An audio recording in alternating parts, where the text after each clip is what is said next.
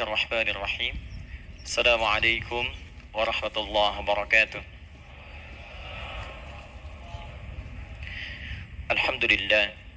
Wassalatu wassalamu ala rasulillah wa ala alihi wa sahbihi wa man wala wa ba'du. Faya ibadallah, usi nafsi wa iyyakum bitaqwallahi faqad faza al-muttaqun fala tamutunna illa wa antum muslimun. Faqala ta'ala يا أيها الذين آمنوا اتقوا الله حق تقاته ولا تموتن إلا وأنتم مسلمون. Saudara-saudariku hadirin sekalian, terkhusus barangkali seluruh dari stakeholder PT Pertamina EP, khususnya Pak Nanang Abdul Manaf, sahabat kami. Beliau sempat bersama di Libya dulu 3 tahun terakhir tidak berjumpa. Alhamdulillah, semoga beliau dan jajaran semuanya disehatkan oleh Allah Subhanahu wa taala. Pak Alfian, Pak Khalid, ya, dan seluruhnya dan hadirin sekalian tanpa kecuali, saya bermohon pada Allah Subhanahu wa taala semoga kita senantiasa dirahmati, diberkahi dan dimudahkan oleh Allah Subhanahu wa taala. Alhamdulillah, kita baru saja menunaikan salat zuhur berjamaah. Semoga salat kita diterima oleh Allah Subhanahu wa taala. Ada 2 hal yang paling penting tentang solat ini yang ditekankan dalam Al-Quran. Pertama, kenapa solat begitu penting ditunaikan? Karena ia akan menjadi pembeda antara Khalik dengan makhluk.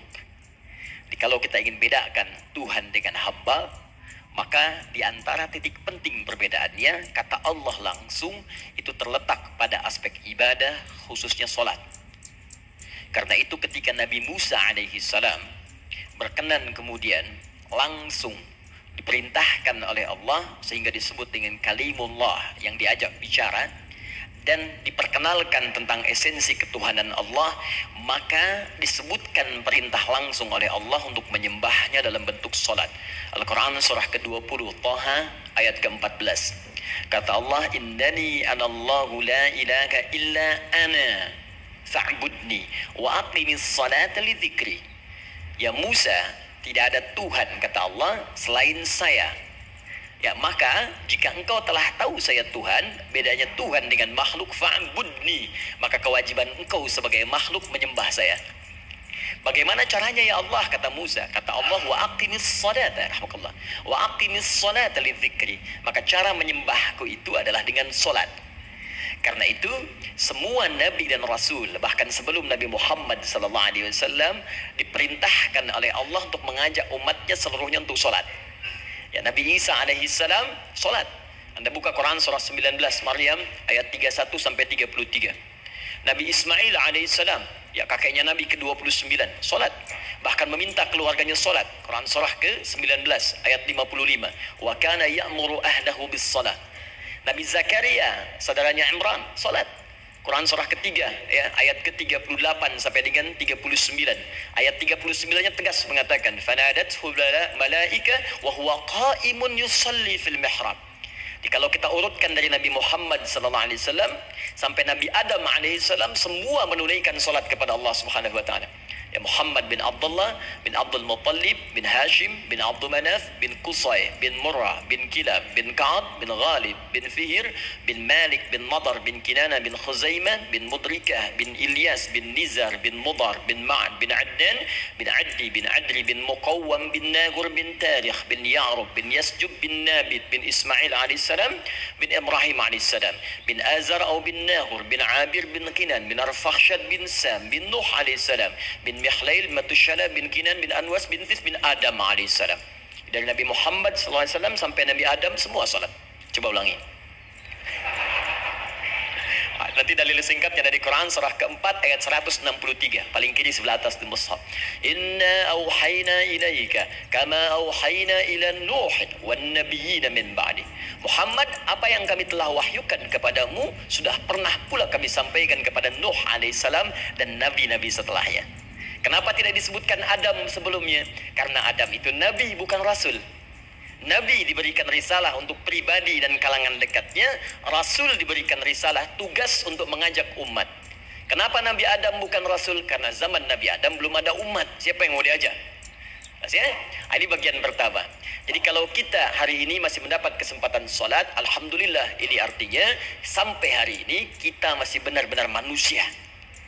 Kan kalau ada orang yang kemudian tidak mau beribadah apalagi sholat, terkhusus ketika dia beriman, maka penting dipertanyakan, masihkah ada iman dalam dirinya? Karena itu kata Allah dalam Al-Quran, surah ke-8 ayat yang kedua, aku akan perdengarkan namaku, sehingga ketika disebutkan itu, kita bisa menguji adakah getaran iman dalam jiwa kita. Quran surah 8 Al-Anfal ayat kedua. Innamal mu'minuna alladzina idza dzukirallahu wajilat qulubuhum. Sungguh orang yang masih punya iman itu, kalau diperdengarkan nama Allah kepadanya, akan ada getaran dalam jiwanya. Karena itu setiap hari 5 kali diperdengarkan nama Allah, untuk menguji di jiwa kita masih ada iman tidak. Bahkan dari bangun tidur, bayangkan waktunya dibagi sempurna persis. Dari mulai subuh baru bangun, menjelang ke siang, mau berakhir siang ke sore, sore pindah ke maghrib, hilang kemudian muncul gelap malam. 5 kali persis dibagi waktu, diperdengarkan untuk menguji. Kira-kira setelah subuh siang masih ada nggak iman? Sore masih ada nggak? Ya Allahu Akbar, Allahu Akbar. Karena itu kalau iman masih ada melekat di jiwa kita, demi Allah saya katakan, begitu kita mendengar suara azan, pasti hati kita akan mengatakan, Allahu Akbar, Allahu Akbar. Wih, sudah azannya. Pernah begitu? Ya walaupun mungkin setelah selesai la ilaha illallah baru azan, belum qomat.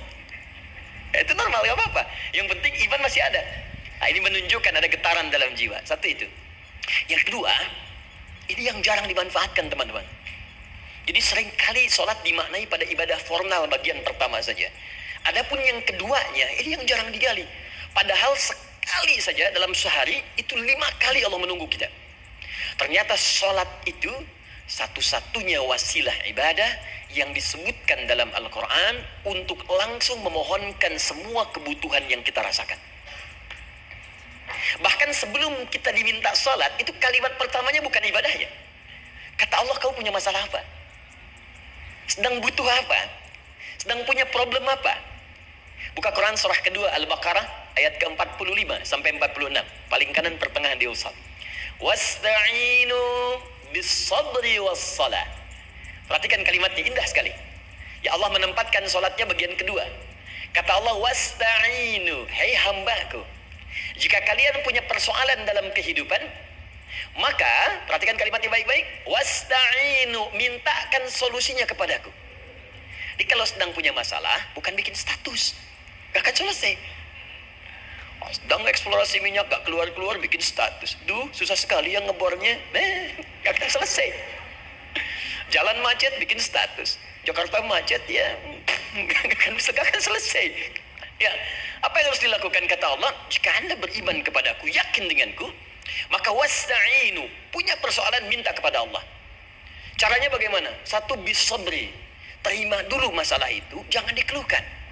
Kaidah lain muncul, karena mustahil saya akan titipkan persoalan kalau tidak anda mampu mengatasinya. Kaidah Quran surah kedua ayat 286, kita hafal ayatnya. La yukallifullahu nafsan illa usaha. Perhatikan kaidahnya. Allah tidak mungkin menguji seorang hamba di luar batas kemampuannya.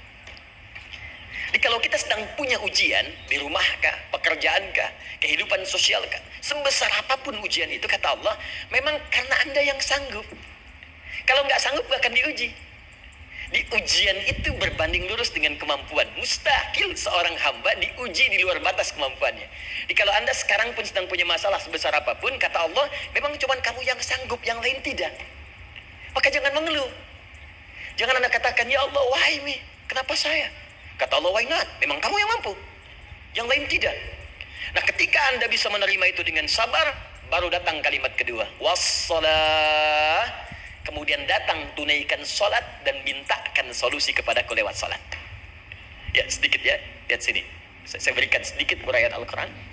Saya boleh menulis sini? Boleh ya? Ibu, maaf, agak jauh. Ibu kelihatan ini? Oh, belum saya tulis. Bagaimana bisa kelihatan? Luar biasa. Cuma di Pertamina, belum ditulis dan kelihatan. Maaf, lihat sini. Wasta'inu. Baik, ya, saya ingin sedikit sekali. Ini redaksi Quran itu indah sekali diksinya. Wasta'inu. Lihat sini. Kata Allah, jika anda punya persoalan dalam hidup, maka mintakan solusi. Terima dulu masalahnya dengan sabar, Karena kita dipercaya oleh Allah. Gini cara memahaminya. Allah aja percaya dengan kita. Masa kita nggak percaya ini? Allah yakin dengan kita, kita mampu. Masa kita nggak yakin? Terima dengan sabar. Kemudian wassalah, mintakan solusinya lewat salat. Kata perintahnya dibuka dengan kalimat wasta'inu. Kalau kita ingin rubah kata perintah ini, fi'il amr, ingin dirubah ke dalam bentuk permohonan, minta, maka rubah kalimatnya menjadi nasta'in. Lihat, nasta'in. Baik, wasta'inu, kata Allah, kalian punya persoalan, ayo minta solusi padaku. Terus kita pengen minta, ya Allah kami ingin minta.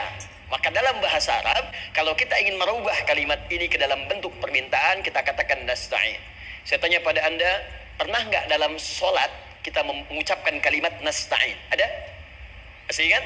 Baik, apa kalimatnya? Iyyaka na'budu wa iyyaka nasta'in. Perhatikan, iyyaka na'budu wa iyyaka nasta'in. Iyyaka na'budu, iyyaka, ya Allah, engkau perintahkan aku untuk ibadah. Maka sekarang aku ibadah, sholat, hanya kepadamu saja. Kan kata Allah, kamu sholat. Terus kita katakan, iyyaka na'budu. Sekarang kami sholat, ya Allah. Nama lain sholat itu ibadah. Kalau kita ibadah, na'budu. Dari mana tahunya nama lain sholat ibadah? Quran surah ke-20 ayat ke-14. Fa'budni wa aqimis sholat li dzikri. Ibadah kepadaku, caranya sholat. Maka saat sholat kita katakan, iyyaka na'budu. Ya Allah, engkau perintahkan aku untuk ibadah. Sekarang aku ibadah. Wa iyyaka nasta'in. Dan sekarang aku sedang punya persoalan, ya Allah. Aku punya masalah. Aku punya problem. Dan aku yakin hanya engkau yang pasti akan menyelesaikannya. Ketika Anda mengatakan, iyyaka nasta'in, perhatikan hadis qudsinya. Hadisnya qudsi. Ya. Al-Imam Al-Bukhari meriwayatkan, Imam Muslim meriwayatkan, An-Nasai meriwayatkan dari sahabat Abu Hurairah radhiyallahu taala anhu. Ada lagi yang dari sahabatnya Anas bin Malik. Perhatikan kalimatnya. Idza qala al-'abdu iyyaka na'budu wa iyyaka nasta'in, jika hambaku dalam salatnya benar membacanya, benar dari awal salatnya sampai dengan kalimat iyyaka na'budu wa iyyaka nasta'in, ya Allah, sekarang aku ibadah kepadamu dan sekarang aku punya persoalan. Aku mohonkan solusi darimu. Kata Allah, hadza baini wa baina 'abdi. Ini perjanjian antara aku dengan hambaku. Wali 'abdi, hadisnya qudsi, wali 'abdi, kalau hambaku benar salatnya sampai kalimat ini, masa'ala, apapun yang dia minta sekarang aku akan kabulkan. Aku akan kabulkan. Pertanyaan saya, berapa di antara kita yang sholat sampai detik ini ribuan kali ruku dan sujud yang memanfaatkan momentum ini untuk memohon? Siapa di antara kita yang ketika sholat memohon kepada Allah solusi? Jangan-jangan selama ini sholat itu hanya menjadi formalitas saja. Takbir, ruku, sujud, salam, selesai. Takbir, ruku, sujud, salam, selesai. Padahal Allah sudah menunggu hambaku, kamu itu punya masalah apa? Makanya setiap waktu dibagi 5 supaya hidup kita ringan.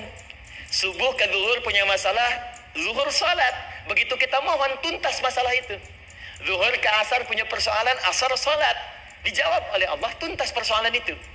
Karena itu semua nabi dan rasul, bahkan orang soleh, ketika punya persoalan dalam hidupnya, even itu hanya menulis karya ilmiah, maka mereka akan memulai dengan salat dan minta kepada Allah Subhanahu wa taala.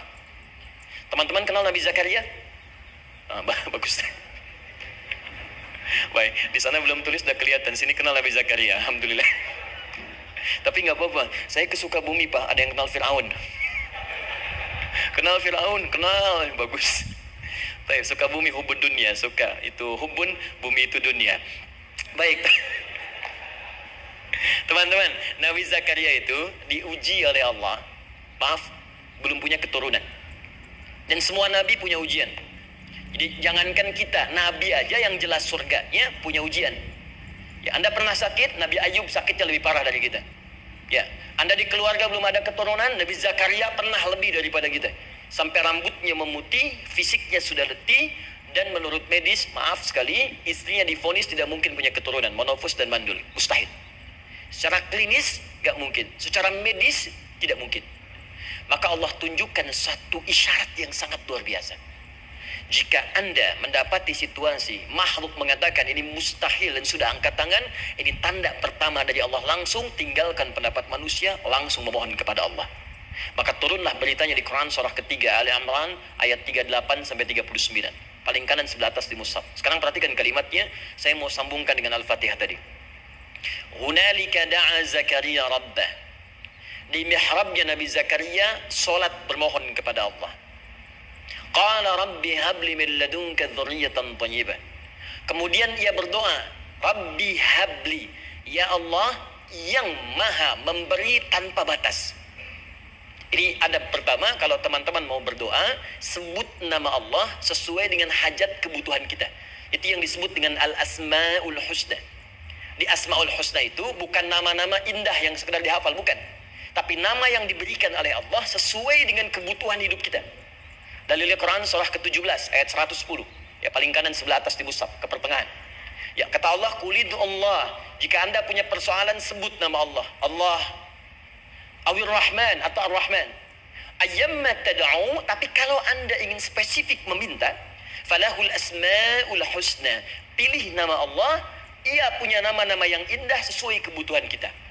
Jadi kalau teman-teman misalnya minta kelancaran rezeki, sebut ya Allah ya Razzaq. Anak mau ujian, ya Allah ya Al-Alim.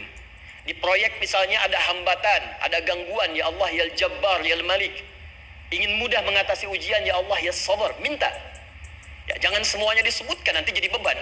Ya Allahumma ya Rahman ya Al-Malik ya Al-Quddus ya Sabar, itu kan. Yang tadinya nggak punya masalah jadi macam punya masalah, itu kan. Pilih salah satu. Nah, jika Anda ingin memohon pada satu hal yang mustahil menurut manusia, maka minta dengan menyebut nama Allah yang memberi tanpa batas, mustahil di dalamnya. Nama Allah tersebut namanya Wahhab. Wahhab. Ya Allah, ya Wahhab. Al-Wahhab.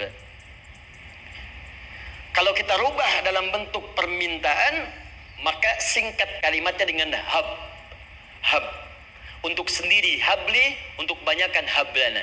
Rabbana hablana min azwajina wa dzurriyyatina qurrata a'yun. Nabi Zakaria minta karena sendiri yang mengalami situasi itu, maka beliau katakan, Rabbi habli, ya Allah habli min ladunka, ya Allah yang tak punya batas dalam pemberian. Mereka mengatakan aku tak akan punya keturunan. Mereka mengatakan mustahil aku punya anak. Dan aku yakin kau memberi batas tanpa memberikan pemberian tanpa batas. Aku mohon darimu saja. Darimu saja. Dzurriyyatan thayyibah, keturunan-keturunan terbaik. Innaka sami'ud du'a. Engkau pasti mendengar doa saya. Kalau pada yang maha memohon saja, maha mendengar saja tidak mengabulkan, lantas kepada siapa lagi aku mesti minta? Tapi poinnya bukan itu. Poinnya adalah ini disampaikan oleh Nabi Zakaria dalam keadaan sedang sholat. Masih berdiri dalam sholatnya. Dalam bahasa Arab berdiri disebut dengan qaimun, qaim, berdiri. Sedang sholat disebut dengan yusalli. Perhatikan ayat 39-nya. Fanadatul malaikatu wa huwa qaimun yusalli fil mihrab. Maka seketika ketika doanya selesai dipanjatkan, sholatnya belum selesai.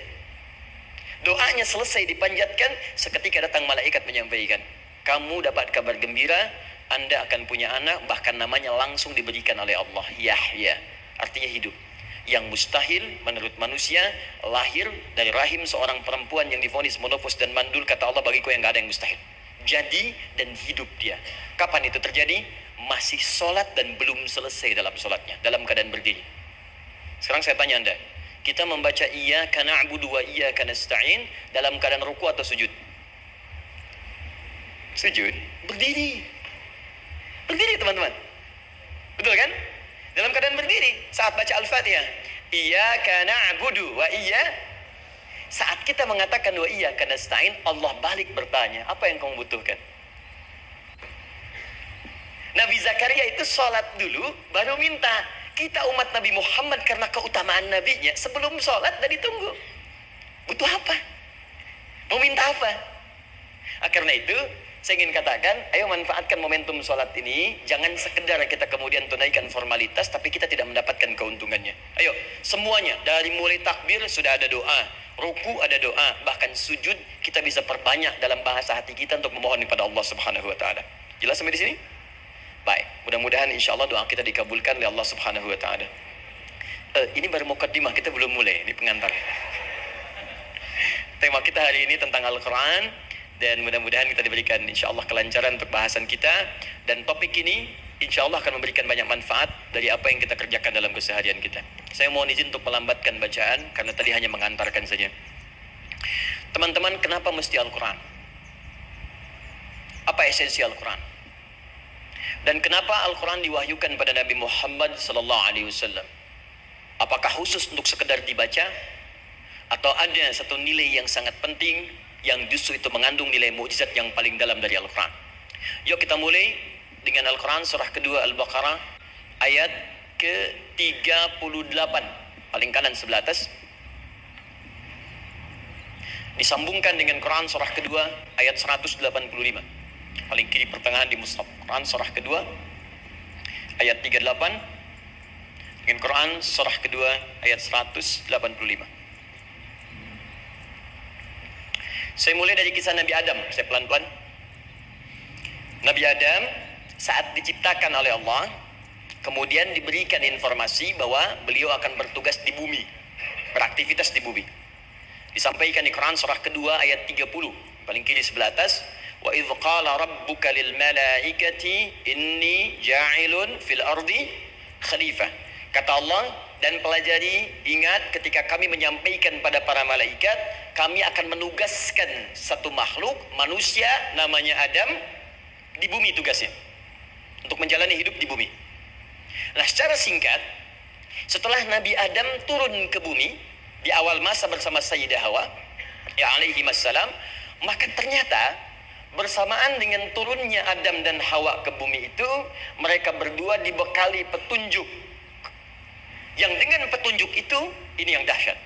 Allah jamin semua aktivitas hidupnya, dari mulai yang sederhana sampai yang kompleks, pasti jika diikuti petunjuk ini, dia akan senang menjalaninya dan akan tenang mendapatkan hasilnya.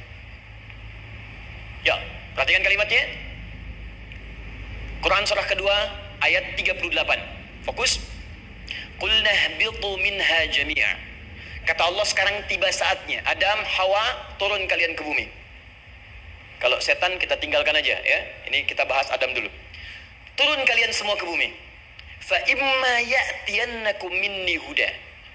Maka nanti sejak kalian tiba di bumi itu, aku akan turunkan satu petunjuk disebut dengan hudan namanya. Hudan. Fokus. Faman tabi'a hudaya, maka jika Anda dan keturunanmu mengikuti semua detil di petunjuk ini, fala khaufun 'alaihim wa lahum yahzanun, maka aku pastikan engkau dan seluruh keturunanmu akan menjalani hidup di muka bumi dengan tenang dan senang. Fala khauf, khauf itu gelisah, takut. Lawan dari takut apa? Tenang. Lawan dari gelisah, tenang. Kata Allah, jika Anda mengikuti tuntunan hidup yang ini, maka saya jamin semua hidupmu tenang. Walahum yahzanun, dan saya pastikan selama hidup di muka bumi itu, kalian tidak akan pernah bersedih. Senang. Lawan sedih, itu senang. Jadi ternyata kita itu diminta tugas di bumi itu bukan untuk dipersulit. Jadi kalau ada yang hidup sampai saat ini sedih, di rumah tangga sedih, di kantor nggak tenang, pasti di antara poinnya bukan nggak mampu senang, tapi boleh jadi yang hidup ini tidak membaca petunjuk kehidupannya. Anda kerja di perusahaan, teman-teman ada yang di Pertamina, ada yang di yang lain. Kalau Anda nggak ikuti petunjuk, kan pekerjaan tidak akan berlangsung dengan nyaman, kan? Kalau Anda nggak ikuti aturannya, bagaimana bisa mengerjakan petunjuk itu dengan nyaman? Maka apalagi hidup yang kompleks, kata Allah, sejak Adam saya turunkan, sudah ada petunjuk kehidupan, saya namakan dengan hudan. Anda ikuti petunjuk ini, maka langsung jaminan dari Allah, semua yang Anda jalani dalam hidup, pasti saya jamin senang dan tenang. Petunjuk itu disebut apa? Hudan. Nah, agak cepat. Di setiap masa, Nabi Adam selesai hidupnya, generasi kemudian berkembang, datang lagi Nabi Nuh, sampai ke Nabi Muhammad SAW. Perhatikan baik-baik. Setiap berganti generasi akan turun hudan sesuai dengan kebutuhan masyarakatnya pada saat itu. Baik, Nabi Musa menerima kitab apa namanya? Nabi Musa, Taurat. Taurat disebut hudan dalam Al-Quran. Muncul Nabi Musa, Kitabnya disebut Taurat. Perhatikan baik-baik. Tahukah teman-teman ketika Taurat disebutkan dalam Al-Quran? Buka Quran surah ke-17. Ya, ayat yang kedua. Wa ataina Musal kitaba. Kami berikan kepada Musa kitab. Lihat, wa ja'alnahu hudan li bani Israil. Dan kitab yang kami berikan itu yang disebut Taurat, Ali Imran ayat yang ketiga, wa anzalat Taurata wal Injil. Kami berikan Taurat kepada Musa. Nah, saat Allah turunkan Taurat itu hudan li bani Israil. Isi Taurat ini adalah petunjuk kehidupan khusus untuk Bani Israel saja, umatnya Musa. Jadi kalau umat Nabi Musa mengikuti petunjuk hudan Taurat ini, kata Allah, saya jamin semua hidupnya tenang dengan senang. Nabi Isa turun Injil. Injil disebut hudan dalam Al-Quran. Dan yang terakhir, saya cepat karena waktu kita terbatas, ketika Allah menurunkan Nabi Muhammad SAW dan dipilih sebagai Rasul, maka saat yang bersamaan beliau pun diberikan petunjuk untuk umatnya. Dan dahsyatnya petunjuk itu pun disebut dengan hudan. Buka Quran surah kedua ayat 185. Syahr Ramadan alladzi unzila fihi al-Quran. Di bulan Ramadan itu, kata Allah, saya turunkan Al-Quran. Kenapa saya turunkan Al-Quran? Hudal linnas. Saya jadikan Quran ini sebagai petunjuk, pedoman hidup linnas, bukan terbatas untuk satu komunitas, tapi untuk seluruh manusia sampai kehidupan berakhir. An-Nas disebutkan 241 kali dalam Al-Quran, menunjuk pada semua manusia tanpa kecuali. Ini bedanya Al-Quran dengan kitab sebelumnya. Taurat hanya untuk kalangan tertentu saja. Jadi selesai nabinya, selesai kitabnya. Injil hanya kalangan tertentu saja.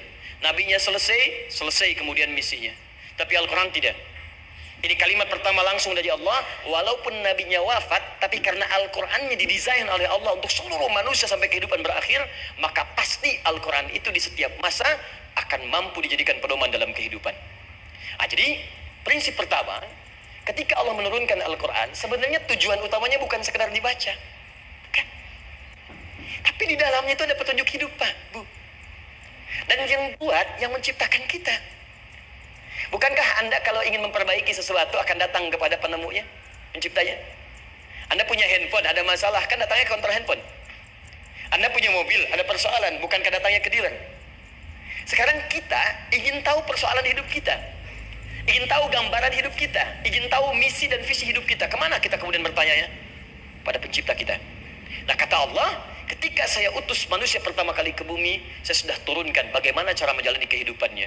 Dan ternyata berita baiknya untuk kita diberikan oleh Allah satu petunjuk utuh, langsung disebutkan, isinya disebut dengan Al-Quran. Jadi dari Al-Fatihah sampai dengan An-Nas, dia bukan bacaan biasa. Semua di dalamnya ada petunjuk kehidupan kita dari mulai bahkan dalam kandungan sampai kita wafat kepada Allah Subhanahu wa taala. Kalau diikuti petunjuk ini, langsung turun jaminan dari Allah. Hidup kita pasti akan tenang dan nyaman. Saya bacakan cepat ya. Tapi nggak usah ditulis, nanti kalau teman-teman agak terlambat mengikutinya, Anda buka kembali rekamannya, Anda boleh runtutkan kembali. Saya baca cepat saja, dan ini insya Allah Anda hanya akan temukan dalam Al-Quran. Nanti saya berikan rahasia di akhir sebelum kita akhiri. Yuk, satu, Anda silahkan bandingkan dengan buku manapun, referensi manapun, Anda hanya akan temukan dalam Al-Quran. Dari sejak sebelum lahir, bagi perempuan yang tengah mengandung, langsung Allah berikan tuntunan bagaimana agar kandungan itu berjalan dengan sehat, nyaman, dan mudah ke persalinan. Quran surah ke-7 ayat 189. Perkembangannya bisa diamati dan dicek kemudian, ya, baik ke dokter atau yang lain. Nanti perkembangannya disebutkan di Quran surah ke-22 ayat ke-5. Dirinci lagi di Quran surah ke-23 ayat 11 dari 9 sampai dengan 13. Kemudian mulai terlahir, dari lahiran diberi petunjuk oleh Allah. Nih, berikan ASI maksimal 2 tahun. Kalau ingin berhenti sebelum 2 tahun boleh, begini caranya. Quran surah ke-2 ayat 233. Dari sampai usia 2 tahun menjelang balik, kata Allah berikan 4 pendidikan dini. Ini turunannya disebutkan 1, 2, 3, 4. Jika Anda ajarkan ini, maka anak ini akan tumbuh. 1, dekat dengan Allah. 2, dijamin taat pada orang tuanya. 3, dia akan baik dengan lingkungannya. Dan 4, dia akan bertahan dalam kebaikan sampai dia dewasa. Quran surah ke-31 ayat 13 sampai dengan 19. Usia 7 tahun, ya, mulai dia balik misalnya, dia akan mulai belajar. Bagaimana cara belajar yang baik supaya cepat paham. gampang mengerti. Turun Quran surah ke-9 ayat 122. Amalannya di Quran surah 96 ayat yang pertama. Kemudian rinciannya diturunkan di Quran surah kedua ayat 282 di ujung ayatnya. Lalu bagaimana mencari sekolah yang bagus, majlis yang baik, guru-guru yang baik, diturunkan Quran surah ke-58 ayat ke-11. Dicontohkan tentang Maryam dan Nabi Isa alaihissalam di Quran surah ketiga ayat 35 sampai dengan 37. Naik lagi, dia mulai dewasa, ya, mulai bergaul, bahkan kadang-kadang merantau, punya tempat komunitas berbeda. Bagaimana supaya dia bergaul tidak terpengaruhi lingkungan yang tidak baik. Maaf ya, kadang-kadang ibu yang sudah mengandung, melahirkan, ayah mencari nafkah, tiba-tiba anak pergi bahkan ke kampus, ke sekolah, dapat teman yang gak bagus, pulang-pulang mengecewakan Anda. Bagaimana menemukan tempat-tempat yang baik untuk bisa menjaga perilaku anak ini? Ditemukan nanti di Quran surah ke-49 ayat ke-13-nya. Dirinci perkembangannya di Quran surah ke-12 Yusuf ayat 2 sampai dengan ayat 29-nya. Sampai ketika dia akan mulai kemudian menikah, kata Allah, pilih pasangan yang baik dengan ta'aruf, berikan mahar yang sempurna. Quran surah ke-4 ayat ke-4. Kemudian dia mulai menikah, kata Allah, sebelum menikah pelajari dulu fikih nikah. Banyak orang yang menikah tapi karena tidak belajar tentang persoalan rumah tangga, apa yang akan terjadi di rumah tangganya. Detil Pak, Bu. Kata Allah ini, kalau kamu berbuat begini akan ada miskomunikasi. Kalau ada miskomunikasi persoalannya akan begini, solusinya begini. Maka diturunkan dasarnya di Quran surah ke-30 ayat 21, detilnya di Quran surah ke-4 ayat 34 sampai dengan 35. Paling kiri sebelah atas sampai dengan ke tengahnya. Anda berlanjut, diterangkan oleh Allah, hei, tugas suami saat mulai pertama kali menikah, maka tugas yang pertama siapkan untuk mencari nafkah. Bagaimana caranya ya Allah? Diturunkan oleh Allah. Satu, jangan takut kehilangan rezeki. Jangan pernah mencuri, jangan pernah ngambil punya orang, karena punya kamu akan saya berikan sempurna. Kamu ngambil punya orang, maka kamu akan menyulitkan diri sendiri. Itu akan dikembalikan pada yang berhak. Ya, turun Quran surah ke-51 ayat 22. Dirinci, begini cara nyarinya. Quran surah kedua ayat 168. Kalau Anda ingin cepat baru bergerak, rizkinya sudah dapat. Quran surah kedua ayat 172. Ada yang dahsyat, dia belum keluar, rizki yang mendatangi dia. Jadi nanti di Al-Quran ada 8 jenis rizki. Di antara yang paling hebat, ada yang belum Anda datang, rizkinya sudah menjemput. Ada orang mendatangi rizki, ada rizki mendatangi dia. Contoh, Al-Imam Asy-Syafi'i sedang berdiskusi dengan Imam Malik, gurunya. Kata Imam Asy-Syafi'i, Syekh, rizki itu mesti saya cari dulu, baru kita dapat. Kata gurunya, ya Syafi'i, ada rizki yang cukup kita beramal dekat kepada Allah, dia akan datang tanpa kita cari dengan ikhtiar manusia. Kata Syafi'i, mustahil. Kata Quran kan kita kerja dulu, baru datang. Kata Imam Malik gurunya, kamu yang belum sampai, kita amalkan ini, rizki datang. Maka berhenti sampai di situ, Imam Syafi'i pamit, di jalan tiba-tiba, beliau mendapati ada panen anggur, Pak, Bu. Terus dipanggil sama yang punya kebun. Ya pemuda, katanya, sini. Mau bantu nggak? Kalau kamu bantu, kami berikan anggurnya. Maka beliau bantu, panen, petik, sampai setelah selesai diberikan anggur yang besar-besar, hanum. Senyum, senang beliau. Ternyata senangnya bukan karena dapat anggur. Senangnya karena merasa pendapatnya benar. Kalau saya nggak bantu panen ini, nggak akan dapat saya anggur. Cuma karena saya bantu, saya diberi ini. Maka rasa senangnya inilah dibawa kemudian kepada gurunya, ingin laporan. Tapi perhatikan adabnya. Dia tidak mengatakan, guru, nih saya benar. Kalau saya nggak ikut panen, nggak dapat saya ini. Perhatikan kalimat Asy-Syafi'i. Guru, tadi saya di jalan, dipanggil oleh pemilik kebun, ikut panen anggur. Begitu saya bantu, saya diberikan anggur ini. Beliau tekankan dengan kalimat yang kencang pada kalimat, begitu saya bantu, saya dapat anggur ini. Imam Malik tersenyum mengatakan, Masya Allah Syafi'i, luar biasa. Ini siang begitu panasnya. Tadi saya mau keluar ngajar, terfikir di benak saya, Allah, kalau ada anggur yang besar-besar, enak rasanya. Tiba-tiba kamu datang bawa anggur. Jadi Imam Syafi'i kerja dapat sesuatu, Imam Malik terfikir sesuatu, datang rezeki. Itu ada di Quran surah ke-7, teman-teman, ayat ke-96, paling kanan sebelah atas di mushafnya. Kita teruskan dulu. Ya, Anda dalam mencari kerja, ingat, kalau Allah yang sampaikan pasti terjadi. Jangan dikira mudah. Kata Allah akan ada persaingan, akan ada kadang-kadang singgungan, akan ada tantangan. Maka mulai petakan tantangan apa yang akan Anda lalui saat Anda mulai mencari nafkah itu. Maka turun Quran surah kedua ayat 214, paling kanan sebelah bawah. Am hasibtum an tadkhulul jannata. Hei, apa kamu mudah begitu saja mengira akan sukses dalam pekerjaanmu? Bahkan bisa diartikan surga, ingin masuk surga. Walamma ya'tikum mathalul ladzina khalau min qablikum. Sebelum engkau diuji seperti orang sukses dulu pernah sukses. Lihat mereka. Nggak ada orang sukses yang instan. Cuman balikan telapak tangan dapat, tidak. Kata Allah, lihat orang-orang dulu. Lihat orang-orang hebat dulu. Bagaimana mereka bisa kaya, bisa sukses, bisa punya posisi. Masat umul ba'sa, petakan olehmu tantangan apa yang akan dihadapi saat engkau bekerja itu. Satu, kata Allah, ba'sun, ada yang ringan. Ya, ba's. Ba'sa jama' dari kata ba'sun. Dua, dara. Dia sudah menengah, jama' dari kata durun. Tiga, zilzal. Ini yang paling tinggi puncaknya. Jadi kalau Anda sudah mendapatkan ini, yakinlah, berarti Anda akan mendapatkan posisi yang tinggi. Karena mustahil orang besar diuji dengan ujian yang kecil. Zilzal, ini bagian ketiga. Ba'sa, ba'sun, mulai. Kira-kira tantangan-tantangan ringan apa saja yang akan Anda hadapi? Ya, kalau saya contohkan misalnya dengan contoh yang lain singkat, Anda mau ke masjid, ingin konsisten, mulai hijrah, ingin dekat dengan Allah. Tiba-tiba yang tadinya nggak mau ke masjid, mulai ke masjid, diuji dengan hujan. Hujan kecil, rintik-rintik, shower. Begitu hujan, orang Arab mengatakan kalau hujannya bisa lewat tanpa payung pun, orang Arab mengatakan la ba'sa. La ba'sa, ini ringan. Orang kita sambungin, labas. Dari bahasa Arab, lewat. Jadi kalau Anda mau berangkat nih, siap bekerja, siap hadapi tantangan. Baru mau lewat hujan kecil, berarti itu tantangan kecil kita lewati. Macet, petakan, cari jalan yang kemudian sempurna, jalan yang kosong, buka Google-nya, buka Waze-nya, buka map-nya, cari. Jadi kalau pada yang kecil aja belum kita lewati, bagaimana mendapatkan yang besar? Anda mau ke masjid, dikasih hujan kecil, mau berangkat gak jadi. Papa, kenapa gak jadi? Hujan mah, kan ada payung, takut riak. Setelah itu dara, maaf, tantangan fisik. Kadang-kadang mulai ke fisik, mulai mengganggu. Ya, maaf, dirincikan kemudian oleh Al-Quran. Turun Quran surah ke-21 ayat 87 sampai 88, kisah Nabi Yunus alaihissalam. Yunus beraktivitas, bekerja, bukan berarti nggak ada tantangan. Kadang-kadang dibawa, kadang-kadang diusir, kadang-kadang Anda dapat misalnya proyek, kadang-kadang sudah mulai masukkan tender, tiba-tiba gagal, diserobot orang, kadang-kadang orang yang dapat, Anda yang ngajukan, itu biasa. Kata Allah, itu biasa, bukan cuma Anda, yang lain pun ada. Bukankah Allah ajarkan kisah Sayyidah Hajar alaihissalam dengan Ismail?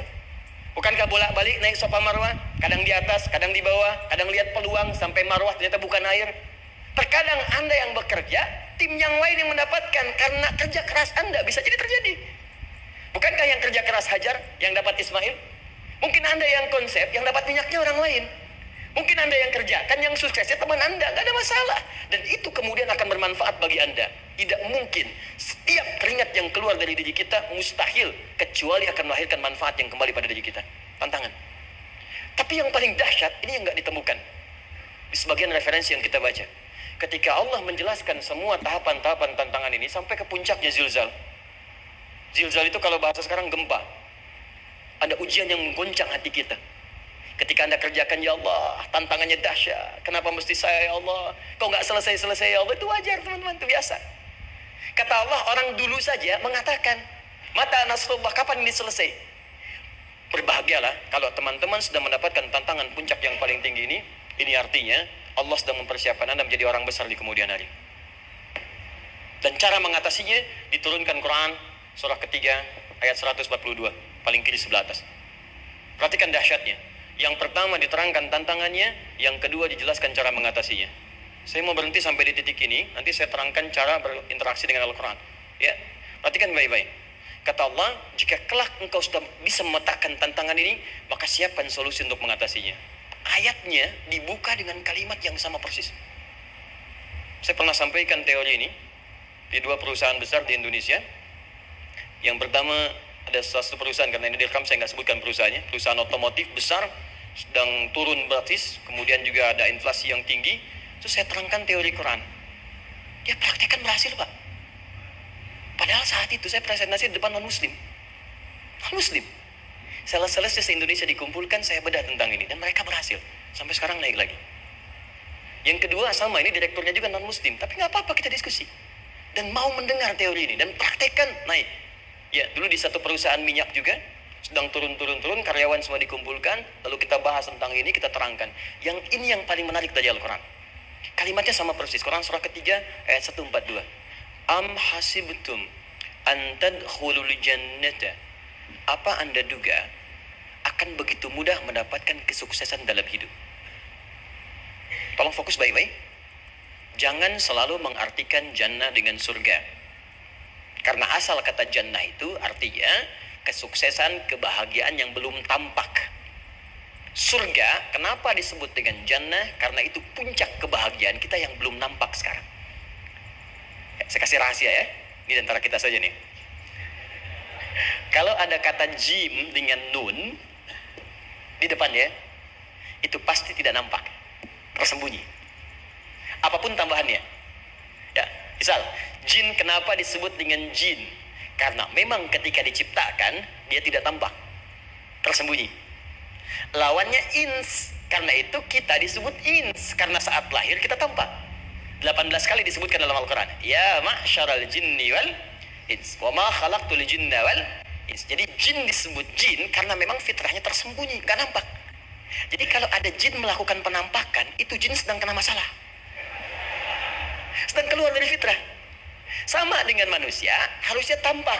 Jadi kalau ada manusia yang senang sembunyi-sembunyi, dia sama dengan, bukan saya bilang, sedang punya masalah.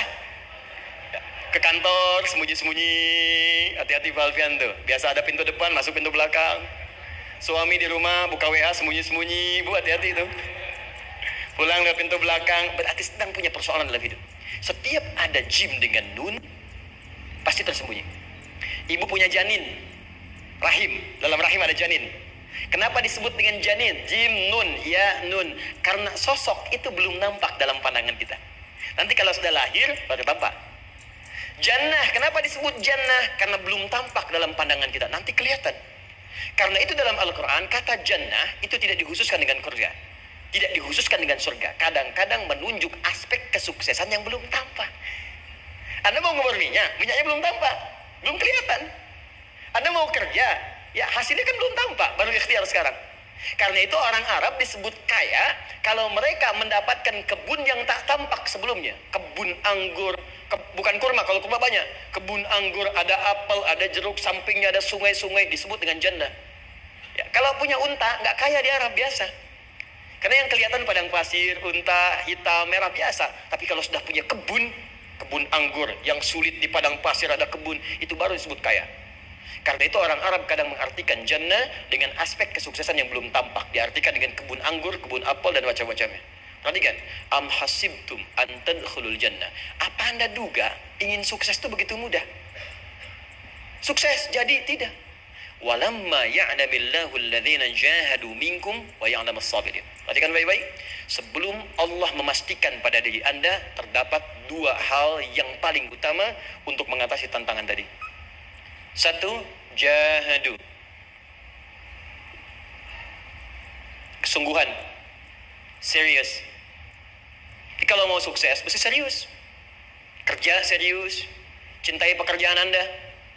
Ya, belajar anak-anak serius, pastikan belajar dengan serius.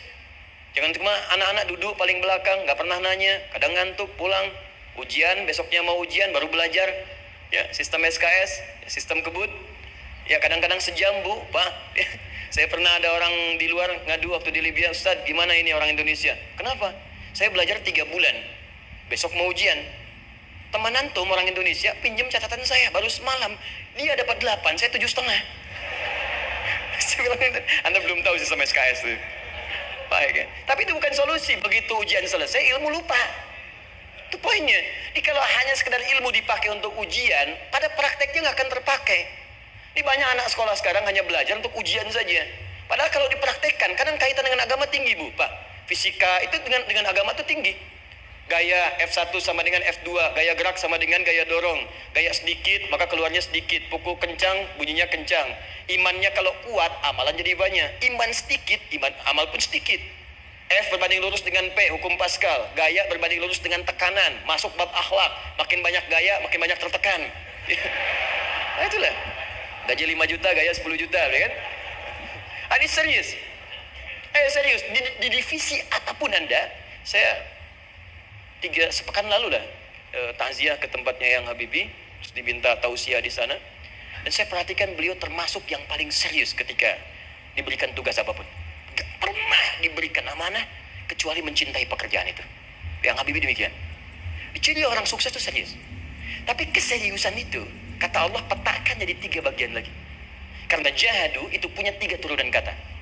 1, keseriusan merencanakan, disebut ijtihad namanya.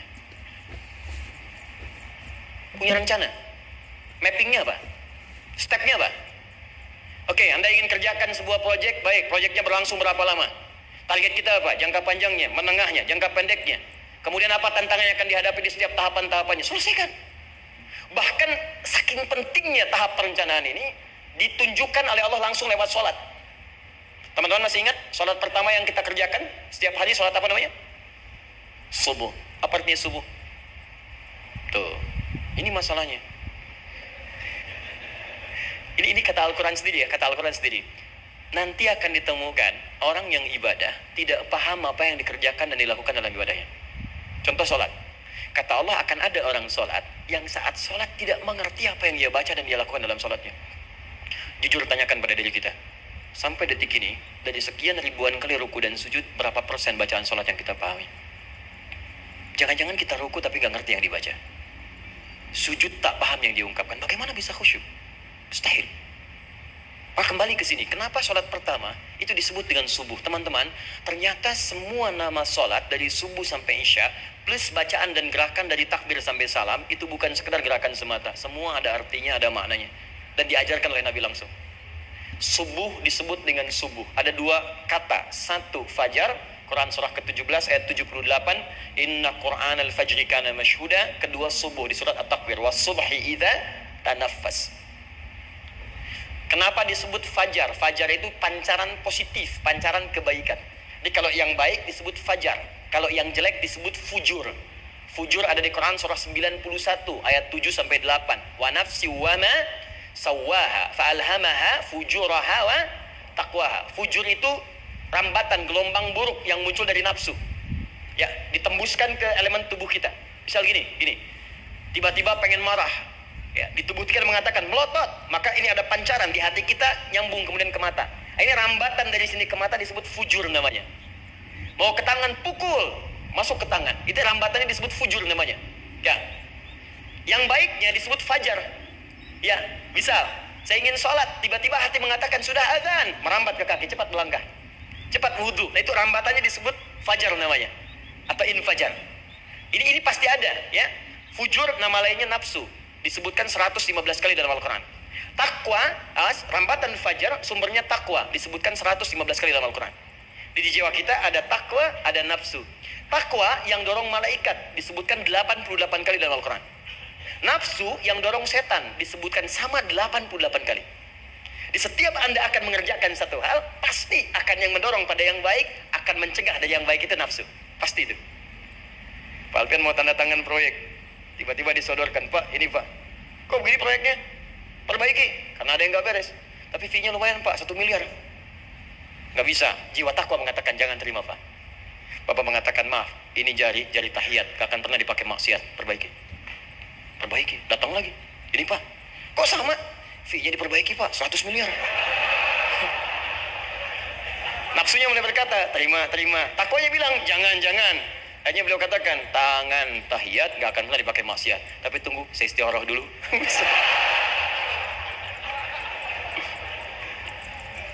Nah, waktunya, ini salatnya disebut fajar. Kenapa disebut fajar? Karena saat kita tidur, terus dengar suara azan, Allahu Akbar, maka memancar dari iman kita, rambatan untuk merespon suara itu. Bangun kita untuk menunaikan salat. Waktunya disebut subuh. Kenapa disebut subuh? Dari kata asbah. Asbah itu artinya yang siap dengan rencana. Ya, orang Islam tuh nggak ada yang bangun dari tidurnya kecuali punya rencana jelas yang akan dieksekusi di hari itu. Makanya sebelum kita bekerja mengeksekusi itu, kita datang menghadap Allah supaya Allah berikan kemudahan di setiap aktivitas kita. Coba lihat manajemen Nabi. Bukankah sebelum tidur beliau istighfar dulu? Dirinci pekerjaannya, dicatat yang akan dikerjakan besok, istighfar 70 kali, 100 kali, sehingga dengan istighfar saat tidurnya tenang. Coba kita biasakan. Ada yang baca Quran, ada yang istighfar. Kalau nggak percaya silahkan cek. Begitu Anda lakukan, tidurnya enak. Besoknya rencana itu sudah siap. Makanya ketika bangun, siap jam 7 mau kemana, jam 8 ada di mana, jam 12 kerjakan apa. Sebelum mengerjakan itu, datang kepada Allah, sujud, ya Allah, saya punya rencana ini tolong mudahkan. Begitu caranya. Itu yang disebut dengan subuh. Nah, sekarang kembalikan, peta hidup kita mau seperti apa ke depan. Ijtihad. Yang kedua, kalau sudah jelas konsepnya, visinya sudah ada, maka jihad. Yang kedua jihad. Jihad itu eksekusinya, aksinya, actionnya, perjuangan fisiknya.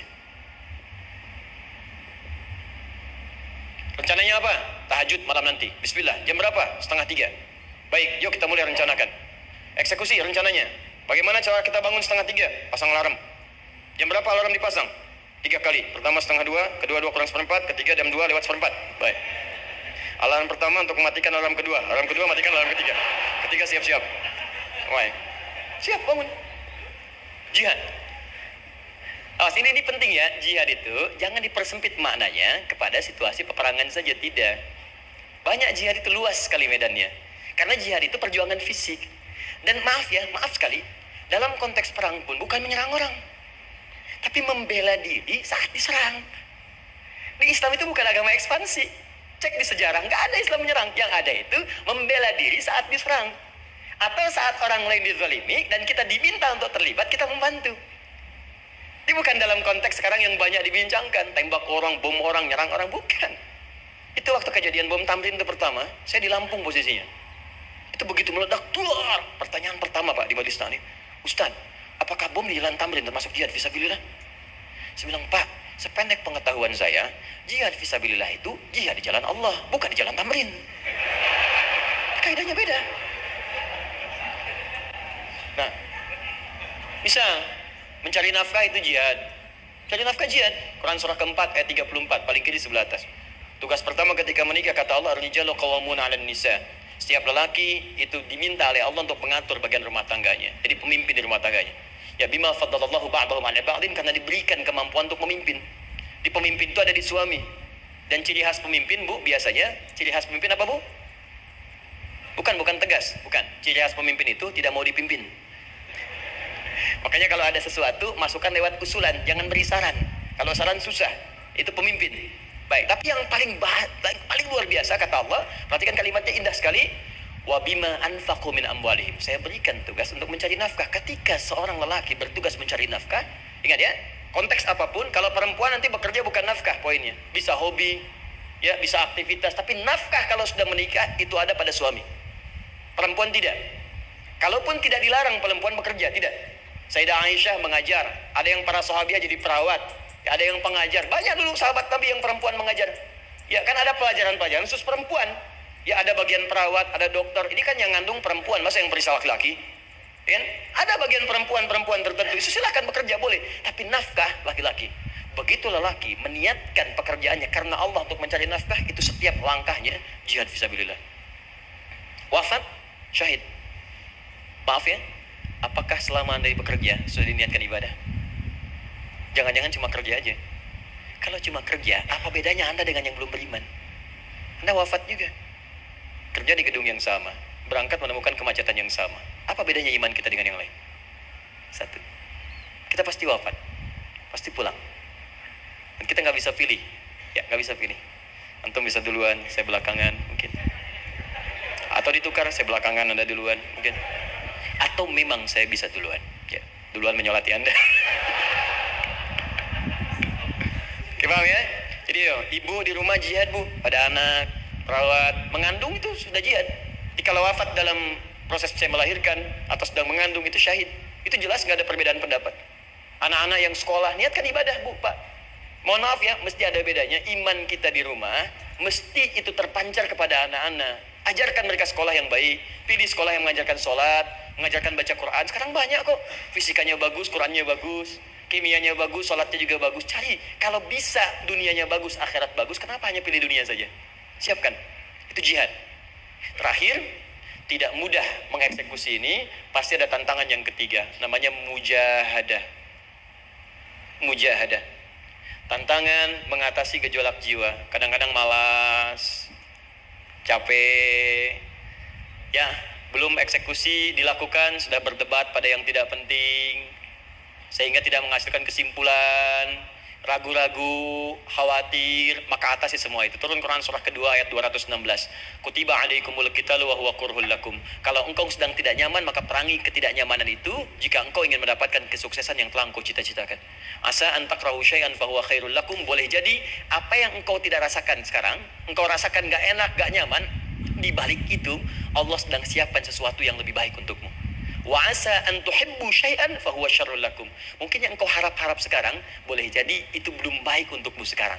Allahu ya'lamu wa antum la ta'lamun. Karena Allah lebih tahu masa depan, engkau pikiranmu pendek sampai di sini saja. Maka teman-teman sekalian, kembalikan lagi, tidak pernah Anda akan temukan dalam Al-Quran kecuali bimbingan hidup yang semuanya nyata. Silahkan cek. Itu baru pekerjaan. Belum ibu di rumah, ibu capek merawat anak, kadang mengeluh, kadang nangis. Turun Quran surah ke-17 ayat 23. Kadang-kadang ada beda pendapat dengan suami, Quran surah ke-4 ayat 34 sampai 35. Masalah kondangan saja, Pak, bisa beda pendapat. Ya. Ya, Pak, kan ada family gathering malam. Mama pakai baju apa ya? Hijau apa yang biru? Masya Allah, kata Anda biru bagus, Mah. Kata Mama kayaknya hijau deh, Pak. Tuh. Nanya tapi udah punya jawaban. Ya, bagus kalau dipakai, begitu keluar kuning. Naik lagi, Anda udah 40 tahun, anak masih ada, turun Quran surah ke-46 ayat 15. Kemudian naik lagi sampai Anda sepuh, sampai kembali ke keadaan tidak normal seperti anak-anak lagi, Quran surah ke-22 ayat ke-5. Sampai ada amalan, kalau Anda jangan kira Anda akan hidup selamanya, Anda pasti wafat. Quran surah ke-3 ayat 185. Bahkan diajarkan kalau wafatnya ingin enak, begini caranya. Pelajari, Pak, jangan cuma dunia, kita akan meninggal. Ini ada di Quran, kalau pengen meninggalnya enak, begini caranya. Ya kalau nggak percaya silahkan amalkan, nanti kita akan lihat di akhir. Ya. Betul akan kelihatan. Quran surah ke-89 ayat 27 sampai 30. Kalau kalian nggak pelajari ini, silahkan kata Allah, saya berikan yang ini yang kedua sampai dipukulin malaikat. Quran surah ke-8 ayat ke-50. Sampai di alam kubur dijelaskan, kalau nanti Anda wafat, Anda pindah ke alam kubur, kalau ingin dikuburnya terang, nyaman, banyak rezekinya, lakukan amalan Quran surah ketiga ayat 169 sampai 172.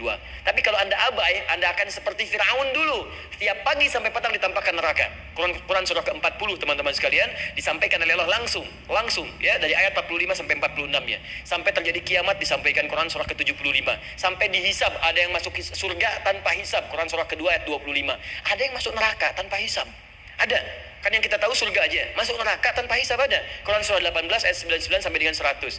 Sampai disebutkan surga yang paling indah nomor 1 bersama Nabi dan orang-orang soleh. Jadi kalau Anda masuk sini, tetangga Anda semua Nabi. Ya, depannya Nabi Ibrahim, belakangnya Nabi Musa misalnya, samping kiri Nabi Yusuf, ya, samping kanan Nabi Muhammad SAW. Itu cuma 3 golongan. Orang soleh, para syuhada, orang-orang jujur dalam kehidupan dunianya. Jadi kalau Anda jadi pekerja yang jujur, taat kepada Allah, Anda berpotensi masuk surga bersama semua Nabi dan Rasul yang pernah diutus. Ya.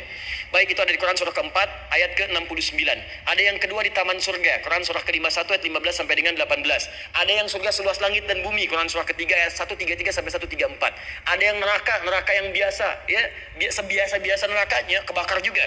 Quran surah 4 ayat 56. Tingkat paling tinggi neraka jahanam untuk 2 golongan, munafik, ingat, munafik dan kafir. Jadi kalau Anda pun muslim, jauhi perbuatan munafik, karena munafik akan mengantarkan langsung ke dalam neraka jahanam. Quran surah keempat ayat 140. Mana yang tidak ada? Mana yang enggak ada di Quran? Semua ada. Bisnis ada, ya, birokrasi ada, diplomasi ada, mengajar ada, ilmu ada. Karena itu saya mau tutup, jika kita ingin benar mengeluarkan petunjuk ini seperti orang dulu pernah melakukannya, maka kata Allah melalui lisan Rasulullah, turun Quran surah ke-29 ayat ke-45. Satu ini aja kita kerjakan, insya Allah ini akan beda kita rasakan. Utslu ma uhya ilaika minal kitab. Jika kalian kemudian hidup di muka bumi, maka keluarkanlah bimbingan dari Al-Quran sesuai dengan kebutuhan kita secara tematik. Utslu itu dari kata tilawah. Tilawah itu baca, pahami, amalkan. Karena itu setiap kita baca Al-Quran, di sampingnya pasti ada yang menerjemahkan supaya kita paham. Betul kan? Ketika ada yang baca Al-Quran, di sampingnya ada siapa? Ya, sari tilawah kan? Baik, sari tilawah itu bahasa Indonesia. Ya, sari, sebetulnya tilawah saja. Tapi mungkin saat yang menerjemahkan dulu pertama di Indonesia, namanya Bu Sari. Karena itu disebut sari tilawah. Ya, kalau Adi mungkin ada di tilawah gitu kan? Nah, jadi teman-teman, caranya begini. Anda keluarkan sesuai kebutuhan. Nggak semua ayat Quran mesti kita kaji. Kalau mau dari awal dari akhir, bagus. Kalau baca silahkan, hatamkan, Nabi juga hatamkan. Tapi kalau Anda ingin ambil sesuai passion kita, Anda pebisnis, kenapa nggak mengeluarkan ayat bisnis di Quran? Teman-teman yang diperminyakan, keluarkan ayat-ayatnya ada. Quran surah At-Tur, surah 52 itu, keluarkan. Ya, wal bahrul masjur, Dan jika Anda akan melakukan eksplorasi di laut, carilah laut yang punya nih kualifikasi begini, yang di bawahnya ada endapan tanah yang melahirkan api, kata Allah tuh. Itu potensial ada minyaknya. Kalau yang kerja di batu bara, turun Quran surah Fatir, surah 35 ayat 27 sampai 29. Ini jenisnya. Ada yang kelihatan dari jauh, ada yang harus digali, ada yang kelihatan dari jauhnya kelihatan hijau, ada kelihatan menghitam. Disebutkan langsung. Ada. Kenapa nggak Anda turunkan dalam bentuk-bentuk tematik yang itu bagian kita? Ada yang pokok, ada yang spesifik. Yang pokok tentang sholat, karena semua orang sholat. Tentang ayah. Anda jadi ayah berapa tahun? Kenapa nggak dikeluarkan di Quran ayat-ayat tentang ayah? Kenapa nggak dikeluarkan di Quran ayat-ayat tentang ibu? Jangan jauh-jauh dulu bicaranya. Tentang belajar. Nah, nanti eksekusinya, kalau mau cepat, buka kitabnya Al-Imam Al-Bukhari. Ada kitab hadis, saya akhiri, yang dikarang oleh Al-Imam Al-Bukhari dan sangat populer. Apa nama kitabnya? Kalau hafal saya kasih hadiah. Apa kitab Imam Al-Bukhari yang populer? Ya?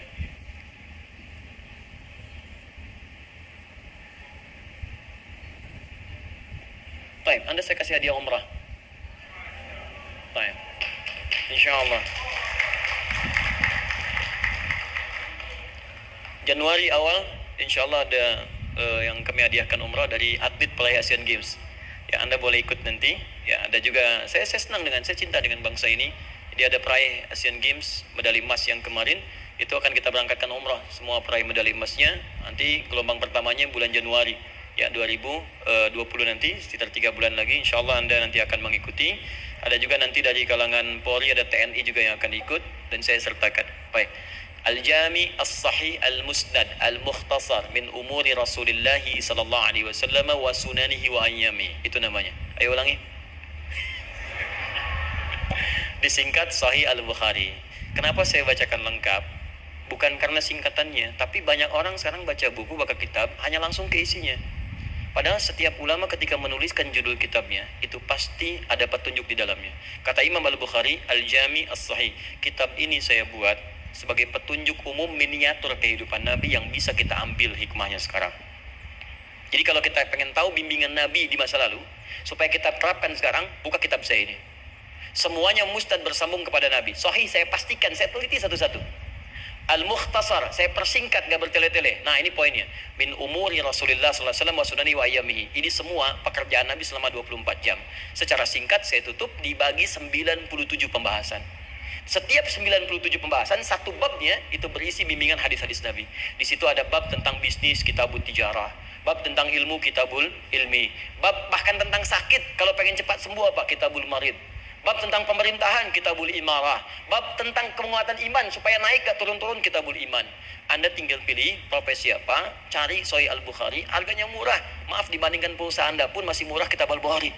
Ya, beli 4 jilid cuma 350.000 yang bahasa Arab saja. Ya, kalau mau terjemahan, cari terjemahannya. Ya, dapatkan itu, keluarkan babnya sesuai profesi kita. Itu ketika dibuka kitab ini, yang pertama muncul ayat Quran dulu. Ini ayatnya, ini hadisnya. Ini ayatnya, ini hadisnya. Teman-teman gak usah baca semuanya. Keluarkan passion Anda apa, di situ belajar. Sebulan saya belajar ini, besok saya pindah lagi. Sebulan topik ini, besok ke topik yang lain lagi. Saya kira insya Allah, kalau itu kita terapkan dengan baik, maka Al-Quran akan hidup dalam seluruh aktivitas kita, dan mudah-mudahan keberkahan akan diturunkan oleh Allah Subhanahu wa Ta'ala. Ya, tidak cukup dengan amin, mulai dulu. Ya, mulai dulu, petakan dulu, eksekusi dulu. Saya kira itu yang saya sampaikan. Anda punya hak dan kewajiban. Hak Anda sudah dapatkan, dan kewajiban kita semua untuk kembali beraktivitas. Saya mengucapkan terima kasih atas undangan dari pihak Pertamina untuk Anda seluruhnya. Saya ingin tanya, kalau jamaah di sini ada berapa kurang lebih? Kurang lebih yang rutin 500 ada 550. Baik, nanti saya hadiahkan mushaf sebanyak 550. Ya, dan itu nanti setiap ada kajian atau zuhur salat Anda bisa baca di sini, baca mushafnya. Kemudian yang kedua, saya nanti berikan buku untuk bacaan. Ya, itu buku yang saya berikan insyaallah tentang manusia. Jangan-jangan selama ini kita jadi manusia, kita tidak tahu mau kemana kita. Ya, itu saya keluarkan dari Al-Quran langsung, seperti apa Allah menerangkan tentang kemanusiaan kita. Saya juga hadiahkan sejumlah yang sama, 550. Nanti satu orang bisa mendapatkan satu-satu. Dan terakhir barangkali, mau hafal Quran? Oh mau, baik, Alhamdulillah. Alhamdulillah. Saya berikan mushafnya yang spesial. Nanti kita mulai dengan 10 juz dulu ya. Nanti saya berikan At-Taisir yang 10 juz. Itu ada mudah untuk bisa menghafal Quran. Mulai dari 10 juz dulu, nanti bisa disempurnakan. Saya berikan 550 Quran khusus untuk dijadikan sebagai hafalan. Nanti cara menghafalnya bisa dibuka saja di YouTube. Nanti di situ ada cara kami menjelaskan. Dan bulan depan kita ada karantina akbar. Jadi menghafal Quran dalam 30 hari. Alhamdulillah angkatan pertama sudah selesai. Ada yang hafal 24 hari, 23 hari. 30 juz, bukan juz 30 ya. Ada yang 30 hari. Ya, ada juga. Sekarang sedang gelombang kedua. Mudah-mudahan di Pertamina ini juga insya Allah dalam proses bekerja ada juga yang menghafal dan hafal Quran insya Allah ya. Saya kira itu, nanti pulang dari sini dikabari. Kalau ada mobil disiapkan, kalau tidak ada kami juga coba antarkan. Nanti kami siapkan dan mudah-mudahan bisa bermanfaat untuk teman-teman. Kalau ada yang bisa saya lakukan untuk bersinergi di sini untuk membuat teman-teman lebih dekat dengan Allah, sampaikan, dan saya dengan senang hati. Ya, saya datang sendiri, tulis sendiri, terangin sendiri, ngapus sendiri, gitu kan. Terus juga berikan apa yang Anda butuhkan. Kalau dengan semua itu Anda belum juga dekat dengan Allah, ya saya harus bagaimana lagi, gitu kan. Baik. Kita berdoa, mudah-mudahan doa kita dikabulkan Allah. Ada 3 cara berdoa. Pertama, cukup dengan hamdalah kalau singkat. Kedua, kalau ada perselisihan, kifaratul majlis. Dan yang ketiga, kadang Nabi berdoa, sahabat mengikuti dalam momentum yang khusus. Saya ingin menggabungkan ketiganya. Mudah-mudahan dengan itu keberkahan diberikan luas kepada kita semua. Alhamdulillahi Rabbil Alamin. Hamdan syakirin, hamdan na'imin. Hamdan yuwafi ni'amahu yukafi mazida. Ya Rabbana lakal hamdu wa lakal syukru kama yanbaghi li jalali wajhikal karim wa li 'azimi sultanik. Allahumma salli wa sallim wa barik ala rasulika al-karim nabiyyikal amin sayyidina Muhammadin wa ala alihi wa sahbihi ajma'in. Allahumma rabbana la tada' lana fi maqamina hadha wa fi kulli maqamin dhanban illa ghafartah. Ya Allah, kami mohon jika ada satu pun di antara kami saat ini yang hadir membawa ya Allah dosa-dosa dalam dirinya, jangan biarkan yang meninggalkan tempat ini kecuali Engkau telah ampuni segala dosa-dosanya. Wala hamman illa farajtah. Ya Allah, jika ada di antara kami yang tengah hadir saat ini ada kegelisahan dalam jiwanya, maka mohon jangan biarkan yang meninggalkan tempat ini kecuali Engkau telah tenangkan keadaan hatinya. Allahumma wala asran illa yassartah. Ya Allah, jika ada di antara kami yang tengah mengalami kesulitan baik di pekerjaannya, kehidupan rumah tangganya, maka dengan keikhlasan amalnya ya Allah angkat dan ringankan segala kesulitannya. Allahumma wala maridan illa syafaitah. Jika ada di antara kami yang tengah Engkau uji dengan penyakit seberat apapun, maka mohon angkat dan sembuhkan segala penyakitnya. Allahumma yassir lana umurana wa la tu'assir alaina. Ya Allah, mudahkan semua urusan kami, jangan berikan kadar ujian yang tidak kami sanggup mengatasinya ya arhamar rahimin. Allahumma alif baina qulubina ati anfusana taqwaha wa zakki anta khairu man zakkaha anta waliyuha wa maulaha. Ya Allah, mohon lembutkan hati kami untuk saling bersaudara dalam kebaikan. Jauhkan kami dari perpecahan ya Allah, dan bersihkan jiwa kami agar kami bersih keadaan jiwa untuk bisa beramal dalam kebaikan dengan mendapatkan ridhamu. Allahumma rabbana atina fid dunya hasanah wa fil akhirati hasanah wa qina adzabannar. Ya Allah, kami mohon anugerahkan segala kebaikan di muka bumi ini yang mampu kami raih, dan berikan kami segala kemuliaan di akhirat yang mampu kami dapatkan, dan mohon jauhkan kami dari segala ya Allah murka dan neraka-Mu. Allahumma barik lana ya Allah fi ailatina wa fi amalina ya Allah wa fi kulli ya Allah hayatina. Ya Allah, kami mohon anugerahkan keberkahan dalam kehidupan keluarga kami, di kantor, di pekerjaan kami, dan seluruh tahapan kehidupan yang akan kami lalui. Bi fadlika subhana rabbika rabbil izzati amma yasifun wa salamun alal mursalin. Subhanakallahumma wa bihamdika asyhadu an la ilaha illa anta astaghfiruka wa natubu ilaik wa akhiru da'wana alhamdulillahi rabbil alamin. Thumma assalamu alaikum warahmatullahi wabarakatuh.